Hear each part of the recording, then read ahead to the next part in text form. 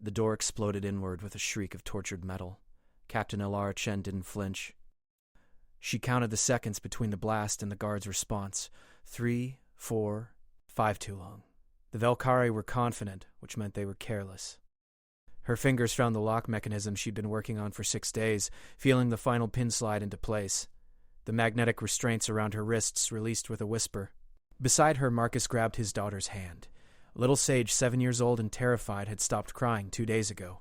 That worried Alara more than the screaming had. Now, Alara breathed. She didn't wait for acknowledgement. The guard rotation changed in 90 seconds. She slipped through the cell door, staying low, movements sharp and economical. The corridor stretched before them, dimly lit by bioluminescent strips that pulsed like veins. Velkari architecture always felt alive, hungry. Marcus followed. Sage pressed against his side. The child's eyes were too wide, too knowing. Children shouldn't understand this kind of fear. Footsteps echoed from the left junction. Alara pressed against the wall, calculating. 2 guards, standard patrol, pulse rifles, charged. She had a broken piece of metal from the restraint mechanism in 30 seconds. Her heart rate stayed steady, not from courage, but from the cold mathematics of survival that military training had burned into her brain. The first guard rounded the corner. Alara moved before conscious thought, driving the metal shard into the soft joint between the alien's neck plating and thorax. Blue blood sprayed across the wall. The second guard raised its weapon, mandibles clicking in alarm, but Marcus was already there, wrenching the rifle away with strength born of desperate parenthood. The pulse blast went wide, searing a hole in the ceiling. Alara caught the dying guard's weapon, pressed it against the second guard's head, and fired. The body collapsed with a wet thud. "Move," she said. "No time for shock, no time for guilt." They ran. Sage's small feet slapped against the floor, too loud, but there was no helping it. Alara's mind raced through the facility's layout she'd memorized from stolen glances at guard tablets. 3 levels down, 1 ship bay, dozens of guards between them and escape. The alarm started, a wailing sound that made Sage whimper. "I've got you, baby," Marcus whispered. "I've got you." Alara's instincts screamed wrong half a second before the ambush. She shoved Marcus and Sage aside as plasma fire lit up the hallway. The wall behind her exploded into molten fragments. She rolled, came up firing, took down 1 attacker. 2 more emerged from side doors. This wasn't random patrol. They'd been expected. "Alara!" Marcus shouted. She glanced back. A massive Velkari warrior blocked the retreat path, twice the size of the standard guards, its carapace marked with the red sigils of the royal house. An elite. The tactical situation collapsed in her mind. No cover, no escape, insufficient firepower. They'd come so close. The elite warrior didn't attack. It stood motionless, head tilted, studying them with multifaceted eyes that gleamed like dark jewels. Then it raised 1 clawed hand and made a gesture. The other guards lowered their weapons. Silence pressed against Alara's eardrums. Her fingers stayed firm on the trigger, but confusion crept through her combat focus. This wasn't protocol. Escaped prisoners were to be terminated or recaptured immediately. Everyone knew the Velkari didn't hesitate, didn't negotiate. The elite warrior spoke, its voice a resonant clicking that the translation implant in Alara's ear rendered as smooth, formal words. The child. "She is blooded." The girl's hands were covered in blue Velkari blood from where she'd touched the wall. Just splatter from the firefight. Nothing significant, but the warrior was staring at Sage with something that looked like reverence. "I don't understand," Marcus said, his voice shaking. The warrior stepped forward slowly, deliberately non-threatening despite its size. "The hatchling touched the blood of my kin and did not flee. She stood in the path of violence and made no sound. She has passed the first threshold of Corval." "What the hell is Corval?" Alara demanded. "The proving of worth," the warrior said. "The path to bond right. The child has claimed survival as her testimony. By our oldest law, she may speak challenge to the royal house." Sage looked up at the massive alien, and then, impossibly, she spoke. Her voice was small but clear. "I want to go home." The warrior's mandibles spread in what might have been a smile. "The hatchling speaks her claim. The queen must answer." Alara's tactical mind struggled to process this. The Velkari were conquerors, slavers, destroyers of worlds. They'd held humanity's colony ships hostage for 3 years, using prisoners for labor and experimentation. There were no laws that protected captives, no rights, no mercy. Yet the guards stood waiting, weapons lowered, as if a 7-year-old human child had just shifted the entire power structure of their species. The elite warrior gestured toward a different corridor. "Come, the queen has been informed of the challenge. She will receive you in the throne nest. You will not be harmed en route. This is law, and if we refuse," Elara asked, "then you die here, now, and the child's claim dies with her." The warrior's eyes fixed on Sage. "But she has spoken. She has claimed. To deny her the queen's answer would be dishonor." Marcus looked at Elara, desperate hope warring with terror on his face. They couldn't fight their way out. The ship bay was unreachable. This alien concept of challenge and honor was their only leverage, however fragile. She lowered her weapon. "Lead the way." The warrior turned, and the guards formed an escort. Not captors now, but something else. Something ceremonial. As they walked through corridors that suddenly felt less like a prison and more like a palace, Sage squeezed her father's hand and whispered, "Are we still running?" "No, baby," Marcus said softly. "I think we're doing something much more dangerous." He looked at Elara. "We're hoping." The throne nest rose before them. A massive chamber ribbed with organic architecture, where something ancient and terrible waited to judge a child's claim to survival, and Elara realized their escape had just become something far stranger than freedom. The throne nest stretched vast and terrible, its walls pulsing with the same bioluminescence that lit the corridors, but brighter, angrier.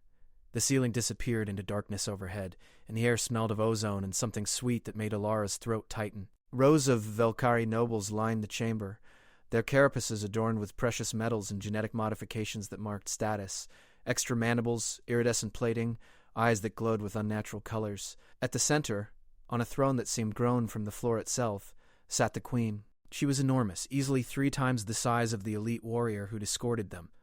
Her body was ancient, scarred from countless battles, her carapace so dark it seemed to absorb light. But her eyes, all 6 of them, were sharp and aware, tracking the humans as they approached with an intelligence that made Alara's skin crawl. The elite warrior stopped 10 paces from the throne and lowered himself to the ground in a posture of submission. Elara and Marcus stood frozen, uncertain whether to follow. Sage stared at the queen with the unfiltered curiosity of childhood, uncomprehending of the danger. "The hatchling who speaks challenge," the queen said. Her voice was deeper than the warrior's, resonant enough to vibrate in Alara's chest. "Approach." Marcus's grip on Sage tightened protectively. "She's just a child.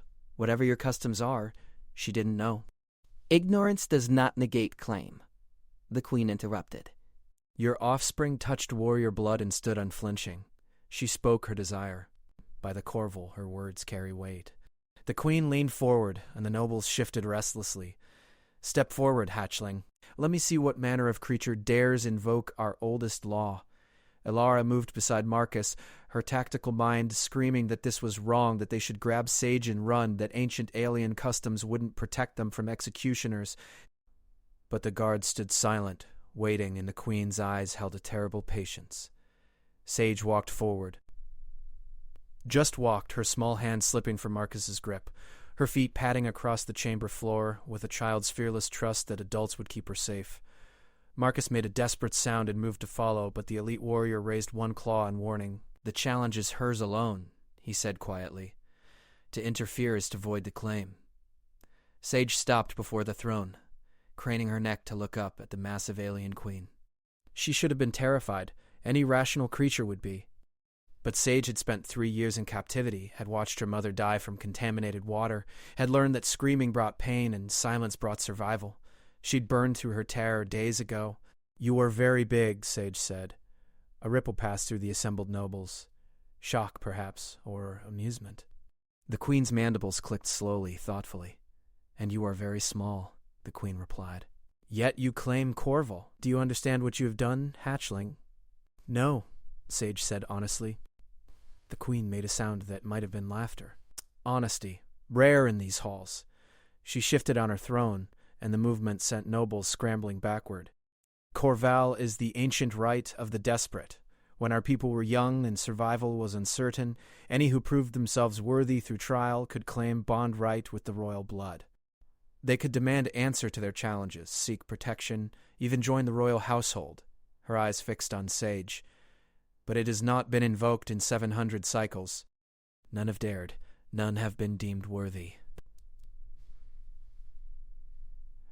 I just want to go home, Sage said again. Home. The queen repeated the word as if tasting it. You were taken from your world. Your people were conquered, your freedom stripped away. You ask for the impossible, is it? Alara spoke before she could stop herself. The words came sharp and challenging. Military training overridden by the sight of a child standing alone before a monster. You have this ancient law, this Corval. Does it mean anything, or is it just decoration for a slaver's court? The nobles exploded into clicks and hisses. The elite warrior rose, his body language radiating warning. But the queen raised one massive claw and the chamber fell silent. You dare much, soldier, the queen said to Alara. But you speak from ignorance. Corval is not request. It is not plea. It is challenge and claim, backed by the willingness to stake one's life on the outcome. Her attention returned to Sage. The hatchling spoke her desire. Now she must prove her worth. She must survive the trial. No, Marcus said, his voice breaking. No, she's 7 years old. You can't. The trial is not death, the queen said. Not necessarily. But it is test. It is proof that the claim is made with strength, not weakness. She rose from her throne, and the movement was like watching a mountain stand. Hatchling, do you accept the trial of Corval, knowing that failure means your claim ends and you return to captivity, knowing that success means your words carry the weight of law in this court? The captain saw the calculation in those young eyes, the same desperate mathematics she'd used when deciding to escape the cell. What were the odds? What was the cost? What choice did they really have? Sage turned to the queen. What's the trial? You must survive 3 days in the proving grounds with no aid, no protection. You must demonstrate resourcefulness, courage, and will. If you live, your claim stands. If you perish, the queen's mandibles spread. Then you are not worthy of Corval. She's a child. She is a claimant, the queen corrected, and you forget she has already survived 3 cycles in our custody. She has watched death and did not break. She has stood in violence and did not flee. Perhaps she is stronger than you believe. The queen's eyes glittered. Or perhaps you wish to withdraw her claim and return to your cell to await execution. The choice is hers. The silence stretched. Alara could hear her own heartbeat, could feel the weight of every eye in the chamber. This was insane. This was a death sentence wrapped in ancient ritual. But it was also the only leverage they had, the only crack in the Velkari's absolute power. I'll do it, Sage said quietly. Sage, no, Marcus started. I'll do it, Sage repeated, louder. She looked at her father, and Alara saw something terrible in the child's expression. Not fear, but resignation. A look of someone who had already accepted that survival meant doing impossible things. It's okay, Daddy. I've been scared before. The queen settled back onto her throne. Wisdom in a hatchling. Unexpected. She gestured to the elite warrior. Prepare the proving grounds. The trial begins at first light. Until then, the claimant and her companions will be housed in the guest chambers. They are under royal protection until the trial concludes. Guest chambers? Marcus's voice was hollow with disbelief. The hatchling has invoked Corval, the queen said. Until proven unworthy, she is afforded the respect of a potential bond-bearer. This is law. This is honor, even if your species understands neither. She waved one claw dismissively. Go. Rest. Prepare your offspring for what comes. The elite warrior gestured toward a side entrance. Alara kept her body between the nobles and Sage as they walked, every instinct screaming that this was a trap, a game, a cruelty dressed in ceremony. But the guards didn't attack. The nobles simply watched with expressions Alara couldn't read. The guest chambers were lavish in an alien way, soft bioluminescent lighting, sleeping platforms that adjusted to body weight, even food that had been synthesized for human consumption. It should have been a relief. Instead, it felt like a gilded cage. Marcus sat on one of the platforms, pulling Sage into his arms. The child went willingly, burying her face in her father's chest. Alara watched them, these 2 broken survivors, and felt her tactical mind fracture against the reality of what they faced. 3 days, Marcus whispered. What kind of hell are they going to put her through? She moved to the chamber's viewing port and stared out at the alien city sprawling below. Somewhere in those streets, the proving grounds waited. Somewhere out there, a child would be tested against standards designed for alien warriors. Behind her, Sage's small voice. Captain Alara? The girl was looking at her with those 2 old eyes. Will you teach me? Sage asked. Before tomorrow. Will you teach me how to survive? And Alara realized that this child, this 7-year-old who'd watched her mother die and her world burn, wasn't asking for comfort or reassurance. She was asking for tactical training. She was approaching the trial the same way Alara would approach a mission, with cold, clear preparation.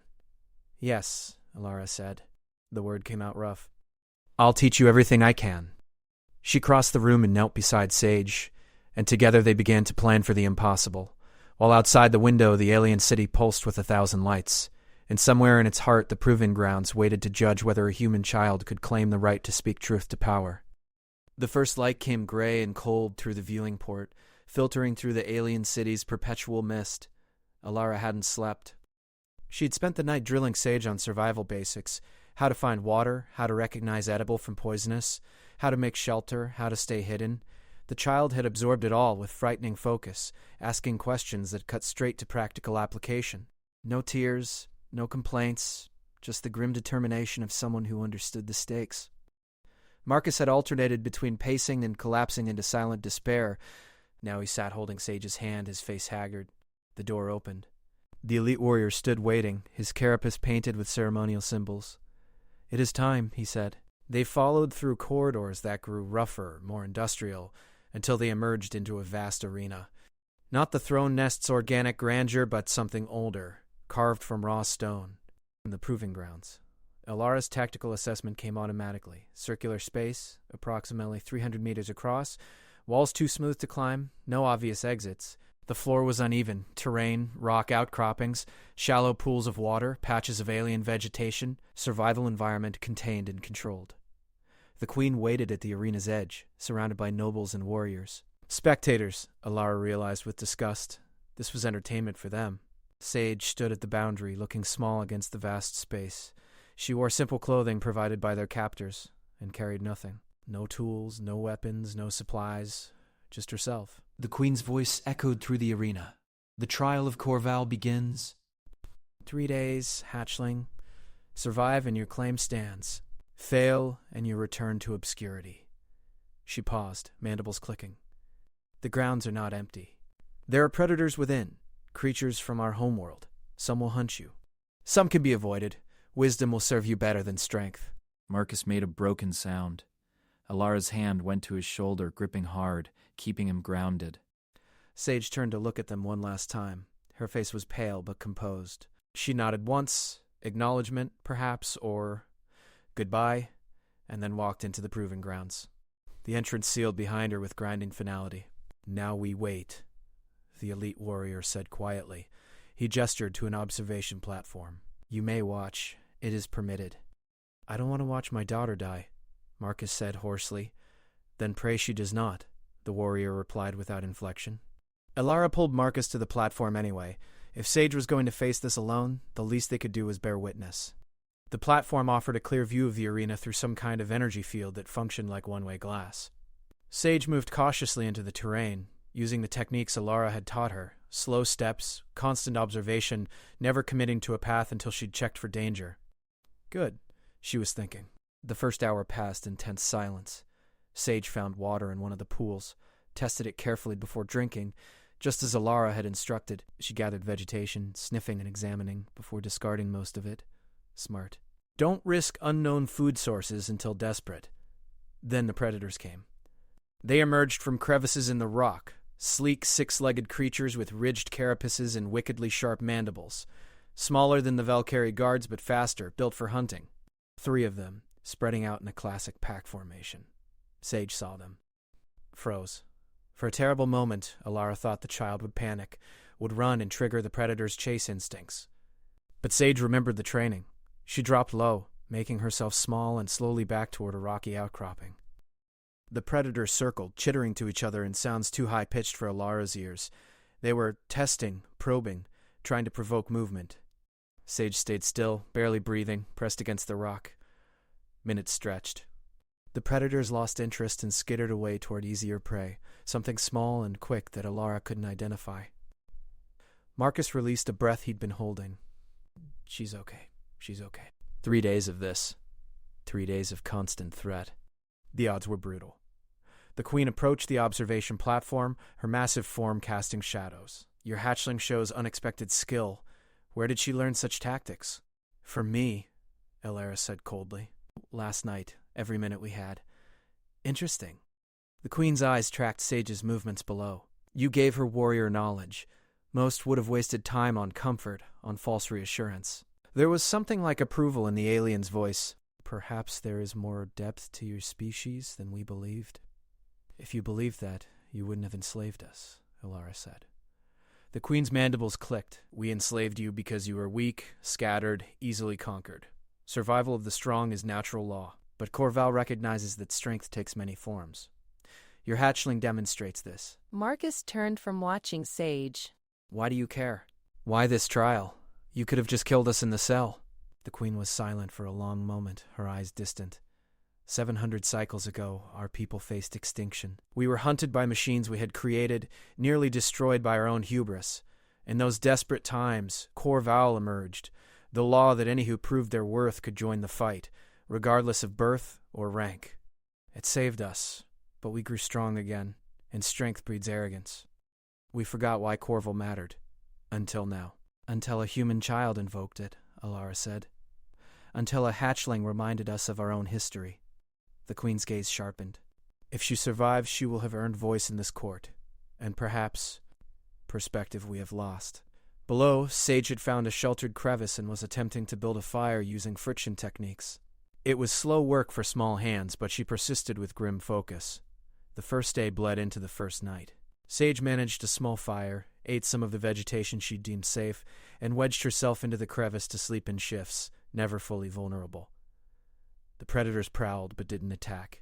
Perhaps they sensed the fire, or perhaps they'd learned this small creature was more trouble than she appeared.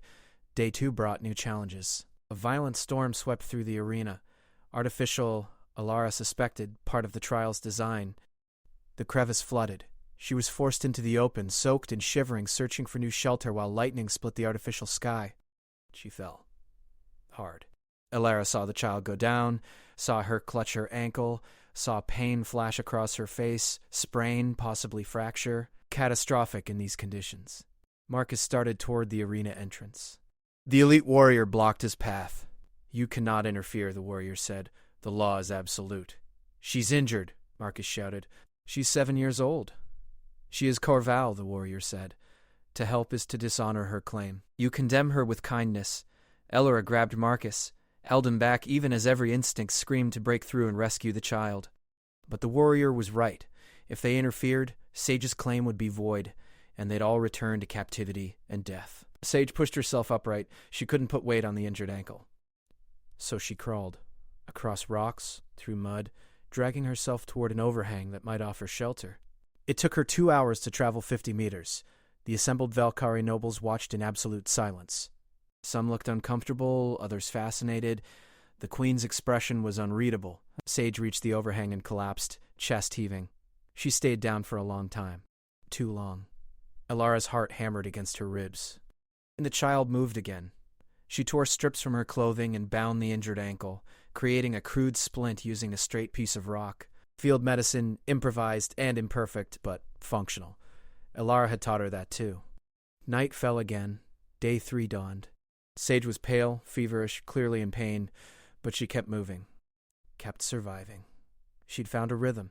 Periods of rest followed by careful foraging, always aware of her surroundings, always thinking 2 steps ahead. The predators returned on the final afternoon. 6 this time, a larger pack, emboldened by the scent of injury. They surrounded Sage's position, cutting off escape routes. No, Marcus whispered. No, please. But she'd learned terrain awareness, and she'd spent 2 days studying the arena. She wedged herself into a narrow gap between rocks, a space too small for the predators to enter. They clawed and chittered, frustrated, but couldn't reach her. The standoff lasted hours. The predators grew more aggressive, trying to dig through the rock to widen the gap. Sage stayed silent and still, conserving energy, waiting them out. As the sun set on the 3rd day, the predators finally dispersed, exhausted, injured, terrified but alive. Sage had survived. The arena entrance opened. The queen's voice echoed through the space. The trial is complete. Approach. Claimant. Sage crawled from her hiding spot and limped toward the entrance. Every step was visible agony, but she didn't stop, didn't ask for help.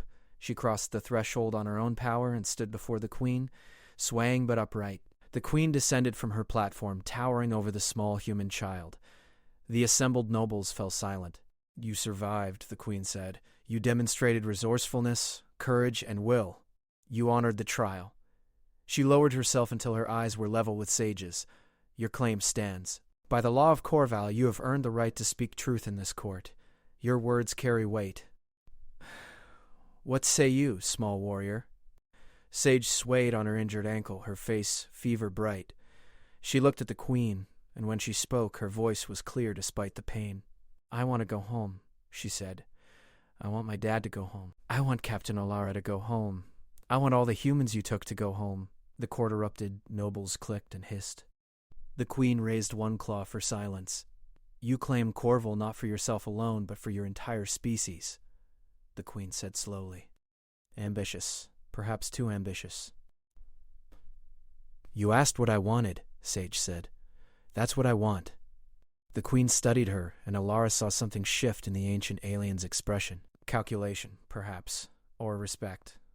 "Survival is a wedding vow," the queen said quietly. "To survive together is to bind your fate to another's." She rose to full height. "Very well, claimant. You have proven worthy. Your words will be heard, but freedom is not given. It is negotiated. You have earned the right to speak. Now let us discuss terms." The negotiations took place in a chamber Alara had never seen, smaller than the throne nest, lined with what looked like living records, bioluminescent script that scrolled across the walls in languages she couldn't read. The queen sat across from them, flanked by advisors whose carapaces bore symbols of authority. Sage lay on a medical platform, Velkari doctors tending her injuries with the same efficiency they'd use on their own. The ankle wasn't broken, just badly sprained, and the fever was already responding to alien medicine. Marcus refused to leave his daughter's side, one hand gripping hers while Velkari medics worked. Alara stood at the table, the only one of them with military negotiation training, trying to process the surreal reality that they were actually bargaining with their captors.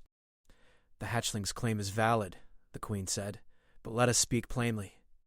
I cannot simply release all human prisoners. It would show weakness, would undermine our authority. Other conquered species would invoke Corval, would claim similar rights. The precedent would destabilize our entire structure." "So you'd rather dishonor your own laws?" Alara asked. "I would rather find a solution that preserves both honor and order," the queen replied. "Corval grants the right to speak and negotiate. It does not guarantee all demands are met." She leaned forward.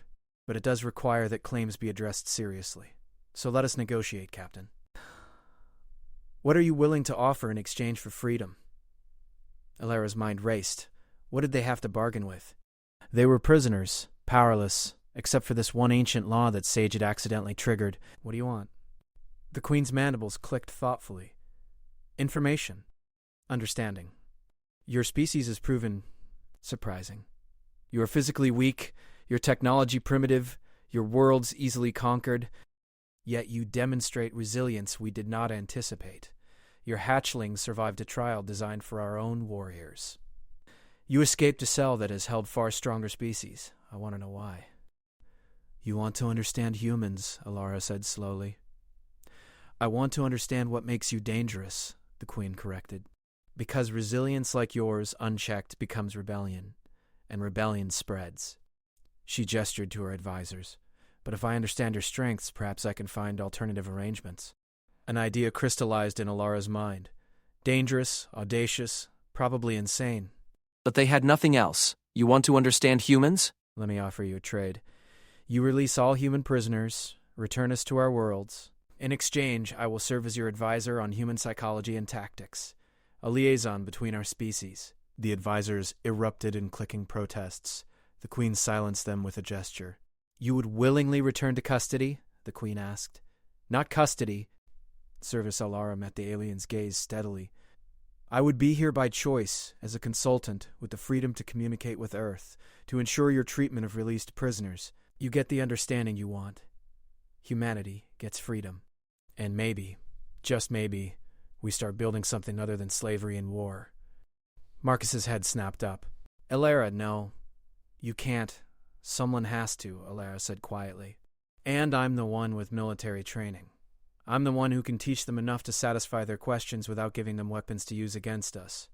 She looked at Sage, still feverish but listening. Your daughter just bought us all a chance. I won't waste it. The Queen was silent for a long moment, her multiple eyes studying Alara with disturbing intensity. You would sacrifice your freedom for your species. Interesting, very interesting. She turned to her advisors. The precedent concerns you. But consider, if we accept this trade, we demonstrate that Corval has power but can be satisfied through negotiation. We show strength, not weakness. And we gain insight into a species that conquered faster than anticipated. One advisor clicked a response. The translation came through Alara's implant. What prevents the human from betraying us? Feeding false information? The same honor that compelled the hatchling to face the trial rather than accept captivity. The same honor that drives this captain to offer herself in exchange for others. She focused on Alara. You would be monitored, of course. Your communications observed. Any sign of deception and the agreement ends. All prisoners return to captivity. I understand, Alara said. And you, Marcus Hoofathers? The Queen turned her attention to the man clutching Sage's hand. What say you to this arrangement? Your companion offers herself as hostage for your freedom. Marcus looked at Alara with red-rimmed eyes. I can't ask you to do this. You're not asking. I'm offering. Alara tried to smile, but it came out wrong. Get Sage home. Get everyone home. Let them know what happened here. And maybe... She couldn't finish. The weight of what she was proposing settled on her shoulders like gravity doubling. The Sage spoke, her voice thin but clear. Will you come home too? Eventually. Alara knelt beside the medical platform, meeting the child's eyes. I don't know, kid. But I know you'll be safe, and that's what matters. You taught me to survive, Sage said. Now you have to survive too. Promise. The simplicity of it, the absolute faith in a 7-year-old's voice, cracked something in Alara's chest. I promise to try. The Queen rose from her seat, the movement making the chamber feel suddenly smaller. Then we have terms. All human prisoners will be released and returned to their colonies within 10 solar cycles. Captain Elora Chen will remain as human liaison and advisor, with privileges of communication and freedom of movement within approved zones. The arrangement will be reviewed after 1 standard year. If either party finds it unsatisfactory, it may be renegotiated, but not terminated without mutual agreement. She fixed Alara with all 6 eyes, and the hatchling's claim will stand as fulfilled. She invoked Corval for her people, and her people will be freed. This satisfies the law. The advisors clicked reluctant agreement. One by one, they signaled acceptance. Then it is decided, the Queen said. Let it be recorded. Let it be known. Corval has been honored, and a new precedent is set. She turned to Sage. You have changed much, small warrior. Perhaps more than you know. Rest now, heal. When you wake, you will begin your journey home. The medical staff moved Sage to a recovery chamber. Marcus followed, unwilling to let his daughter out of sight. That left Alara alone with the Queen and her advisors. You take a great risk, the Queen said quietly. Your species may see you as traitor for staying.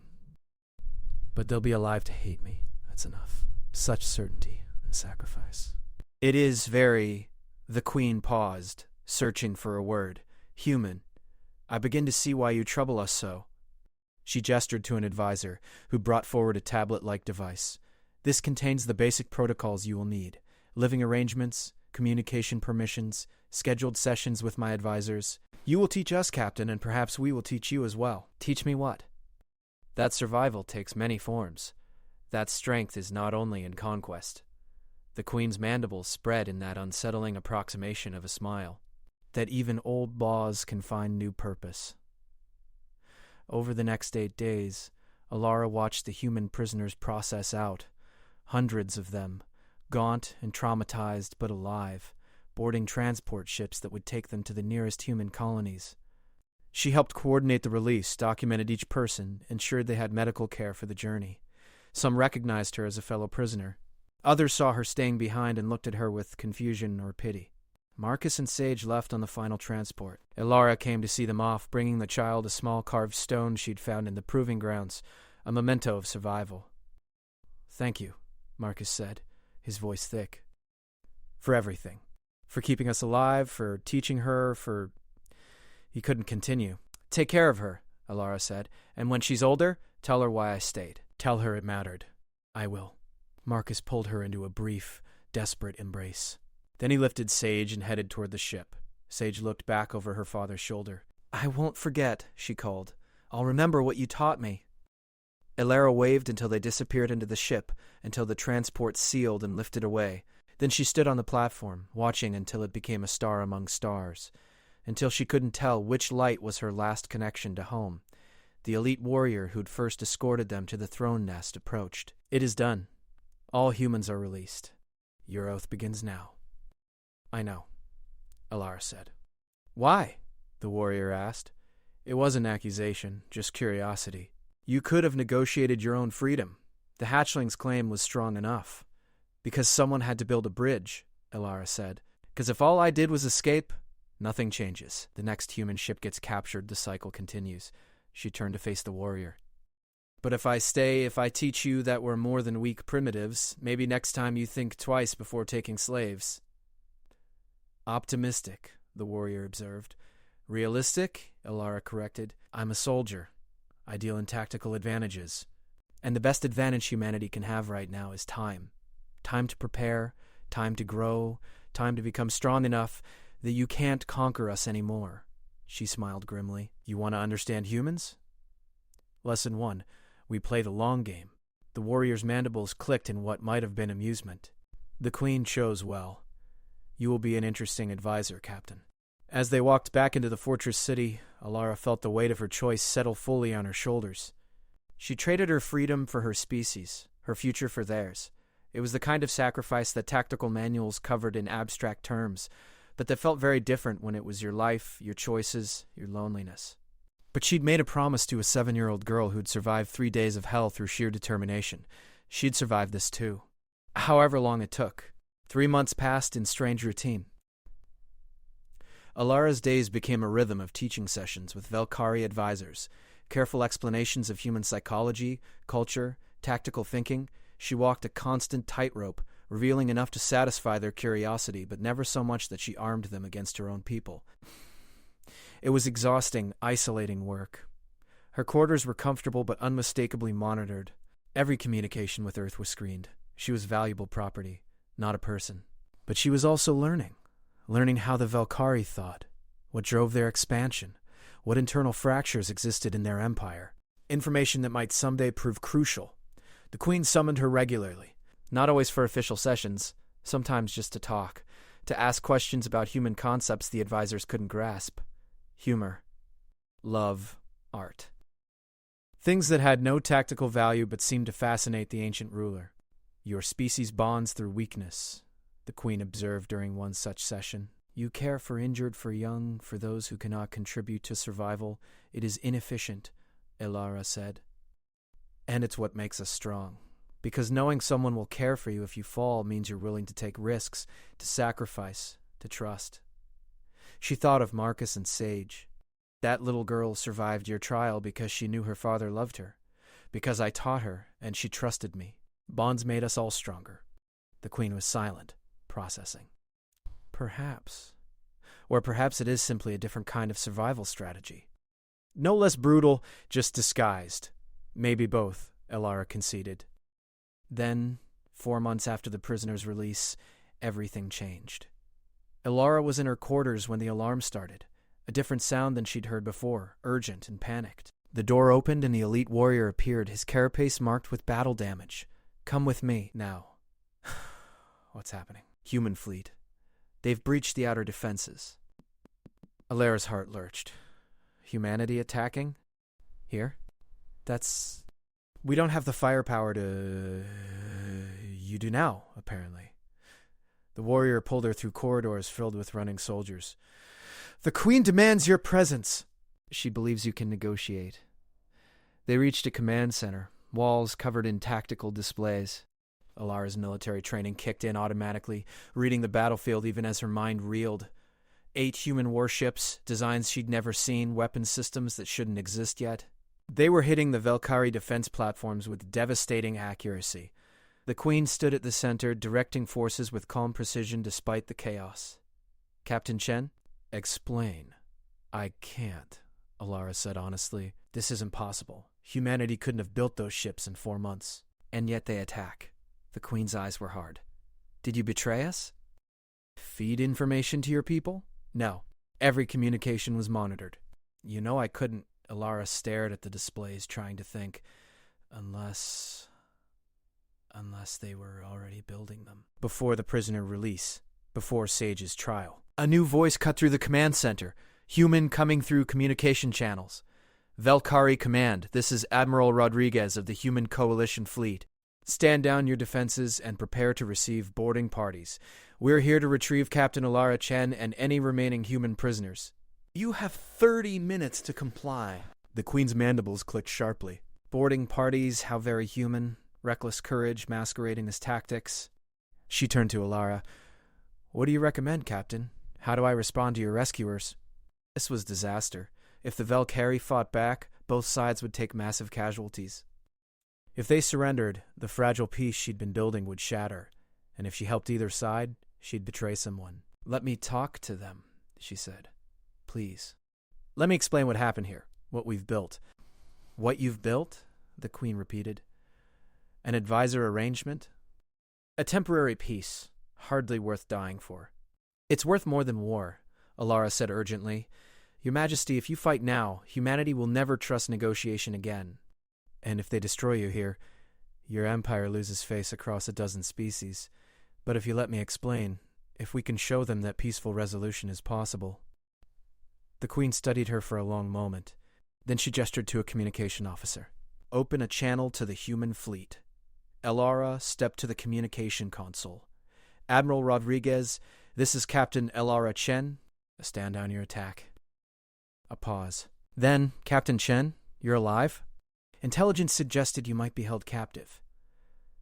I am here by choice, Alara said firmly, as part of a negotiated agreement. All human prisoners were released 4 months ago. I stayed as a liaison to prevent future conflicts. She could hear the shock in the silence. Sir, I need you to halt this attack. We have a chance at something better than war. Captain, your loyalty is noted, but our intelligence indicates... Your intelligence is wrong, Alara snapped, or incomplete. I don't know where you got those ships, but using them now will destroy months of careful diplomacy. Please, Admiral. Trust me, give me 48 hours to arrange proper negotiations. Another pause. Longer this time. Alara could imagine the Admiral consulting with his officers, weighing tactical advantage against the word of a presumed captive. Finally, 48 hours, Captain, but our weapons remain hot. Any sign of deception and we resume the attack. The channel closed. Alara released a breath she hadn't known she was holding. The Queen regarded her thoughtfully. You chose to preserve our agreement over supporting your own fleet. Curious. I chose to prevent unnecessary death, Alara corrected. On both sides. She turned to face the ancient alien fully. But Admiral Rodriguez is right about one thing. We need real negotiations now. Not just my advisory role, but formal talks between our species. Because if humanity built those ships in secret, it means they don't trust the peace we made. And if your empire attacks, it proves they were right not to. A treaty? The Queen's tone was skeptical. A start, Alara said. Recognition of boundaries, communication protocols, maybe even trade eventually. Something that proves we can coexist without conquest or slavery. The translation came, this is weakness. We should destroy the human fleet while they're vulnerable. You could try, Alara said coldly, but you've seen their weapons now. And if you win, you'll face the rest of humanity's fleet, however many more ships they've built in secret. Is that worth the cost? The Queen raised a claw for silence. Captain Chen makes valid points. Our war with humanity has been costly. If we can achieve security through agreement rather than constant subjugation, she clicked thoughtfully. Very well. We will meet with this Admiral Rodriguez. You will facilitate, and we will see if your optimism has foundation or is merely human delusion. The next 2 days were a blur of tense negotiations. Admiral Rodriguez came aboard with the security team, looking at Alara with confusion and concern. She briefed him on everything. Sage's trial, the Corval precedent, the advisor arrangement, her strategic reasoning for staying. He listened with a military officer's pragmatism, then helped her set terms with the Queen. It wasn't friendship. It wasn't even trust. But it was agreement. Borders would be established. Human colonies would remain autonomous. Valkyrie expansion would halt in human-settled space. In exchange, humanity would share certain technological advances and maintain diplomatic channels. The kind of cold peace that could maybe eventually warm. "You're still staying?" Admiral Rodriguez asked after the treaty documents were signed. Elara looked at the Queen, at the elite warrior who'd become something like a colleague, at the alien city she'd come to understand. For now, someone has to make sure both sides honor this, and I'm uniquely qualified. "They'll say you went native," the Admiral warned. "Let them." Elara straightened her shoulders. "I made a promise to a 7-year-old girl that her sacrifice would matter. This treaty makes it matter. We'll be in contact. And Captain, your strategic assessment was correct. Those ships? We started building them the day the prisoners came back and told us what happened here. Told us about the child who faced a trial and the captain who stayed behind. It scared the politicians enough to fund a whole new fleet." He smiled grimly. "Turns out humanity can move fast when properly motivated." After the human fleet departed, Elara stood on the observation platform where she'd watched Sage's trial months ago. The proving ground sat empty below, just rocks and water in the memory of a child's courage. The Queen joined her, moving with surprising quietness for such a massive being. "The hatchling changed everything," the Queen said. "Her survival proved that strength takes forms we had not considered, and your sacrifice demonstrated that honor exists beyond our species." She was silent for a moment. "Perhaps Corval served its purpose after all, reminding us that survival is not conquest, but adaptation. That's what you told Sage. To survive together is to bind your fate to another's." "Yes." The Queen's mandibles clicked. "I did not expect to bind our fate to humanity. But here we are, Captain. Married by necessity, by ancient law, by a child's desperate claim." She turned to leave, then paused. "Thank you for honoring the vow." Somewhere out there, Sage was growing up free, learning to walk without pain, living the life Elara's choice had secured. And here, in an alien court, bound by ancient law and modern necessity, Elara was learning that survival meant more than staying alive. It meant building bridges from impossible materials. It meant finding honor in enemy codes. It meant trusting that a 7-year-old's courage could bend the trajectory of empires. She'd escaped the cell. They all had. But in the end, the real escape wasn't from physical captivity. It was from the certainty that species so different could only ever be conquerors or conquered, masters or slaves. The proving grounds had tested more than one human's survival. They'd tested whether two species could survive their own histories. And somehow, impossibly, the answer was proving to be yes. Elara touched the small carved stone she still carried, Sage's memento, and smiled into the alien darkness. The wedding vow would be hard to keep. Peace always was. But survival? That was what humans did best.